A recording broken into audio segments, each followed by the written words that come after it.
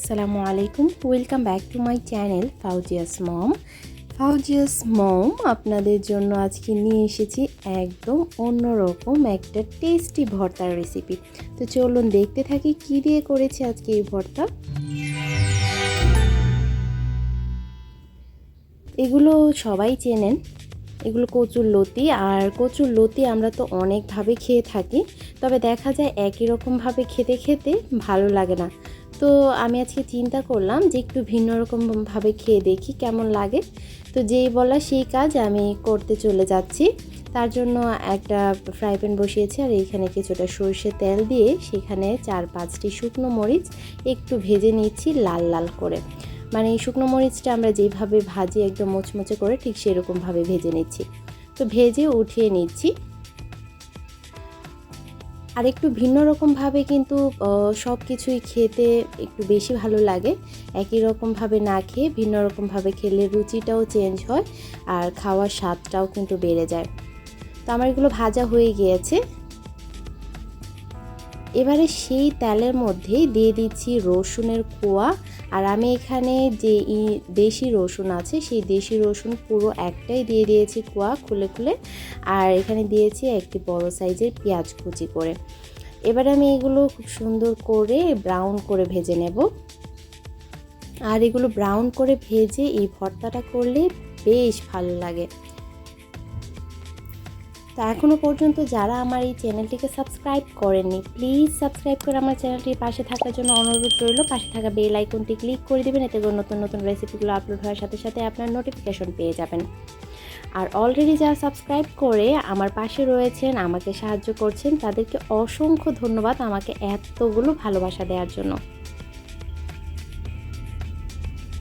এবারে আমি উঠিয়ে নিয়েছি পেঁয়াজ রসুন, আর এখানে যে কচুর লতিগুলো নিয়েছি, সেই লতিগুলো আমি সেই সামান্য তেল রয়েছে সেই তেলের মধ্যে দিয়ে দিচ্ছি। আর দিয়ে কিছুক্ষণ নেড়ে চেড়ে আমি এর মধ্যে সামান্য একটু পানি দিয়ে এটা ঢেকে বসিয়ে দেব, একদম চুলার আঁচ নর্মাল করে এটা একটু সেদ্ধ হয়ে যাওয়া পর্যন্ত। তবে আপনারা একটা কাজ করতে পারেন, এই কচুর লতিগুলোকে আগে সেদ্ধ করে তারপর সামান্য একটু তেলে এটা ফ্রাই করে নিতে পারেন, একদম লাল লাল করে। তো আমার এটা সেদ্ধ হয়ে গিয়েছে দেখুন। এবারে আমি কিছুক্ষণ নেড়ে চেড়ে ভেজে এটাকে লাল লাল করে ভেজে নেব। আর আমার সেই তেলের মধ্যে পানিটা দেওয়ার কারণে পানিটা শুকিয়ে তেলটুকু অবশিষ্ট কিন্তু রয়ে গিয়েছে। এটা কিন্তু একদম সামান্য তেল ছিল। মোট কথা আমি এটাকে একটু ফ্রাই করে নিচ্ছি। আর এখানে দিয়ে দিচ্ছি ধনিয়া পাতা, আর ধনিয়া পাতাটাও সাথে আমি একটু ফ্রাই করে নিচ্ছি, এতে করে এটা স্মেলটা দারুণ ছড়াবে। তবে আপনারা যে দেশি ধনিয়া পাতাগুলো আছে সেগুলো দিতে পারবেন। আমার এগুলো সব ভাজা হয়ে গিয়েছে। এবারে আমি বাটতে চলে যাচ্ছি শিলপাটায়। তো এবার আমি প্রথমে শুকনো মরিচগুলোকে বেটে নিচ্ছি, আর সাথে ধনিয়া পাতাগুলোও দিয়ে দিচ্ছি। আর শুকনো মরিচ বাটার সময় অবশ্যই সামান্য একটু লবণ দিয়ে বাটবেন, তাহলে কিন্তু এটা ঝাঁঝ বেরোবে না।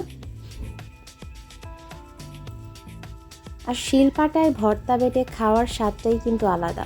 আপনারা চাইলে এটা হাতেও কিন্তু ডলে নিতে পারবেন, হাতে ডলে তারপর ভর্তাটা খেয়ে নিতে পারবেন। তো আমি আসলে শিলপাটাই বেটে নিচ্ছি, আর হাতে ডলতে যাচ্ছি না।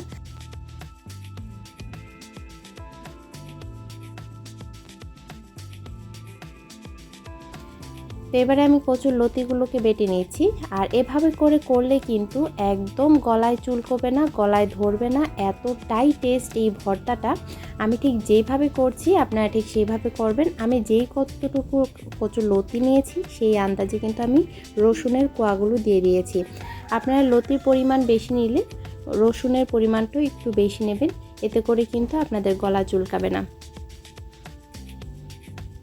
এবারে আমি পেঁয়াজ রসুনগুলোকেও বেটে নিচ্ছি। আর আমি কিন্তু একদম মিহি করে বাটছি না, কিছুটা কিন্তু এটাকে দানা দানা রাখছি, এতে করে কিন্তু এটা খেতে বেশি ভালো লাগবে। আর ভর্তা খেতে তো সবাই খুব পছন্দ করে থাকে আমার মনে হয়।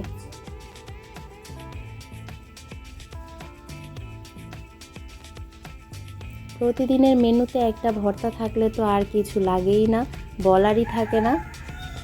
তো আমার এটা বাটা হয়ে গিয়েছে দেখুন। এবারে আমি এটাকে সবগুলো একসঙ্গে ভালো করে হাতে মিশিয়ে নিচ্ছি।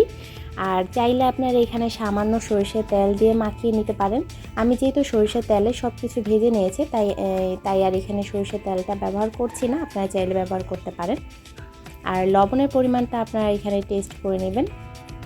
তো হয়ে গেল খুবই অল্প সময়ে দুর্দান্ত স্বাদের একটি ভর্তার রেসিপি।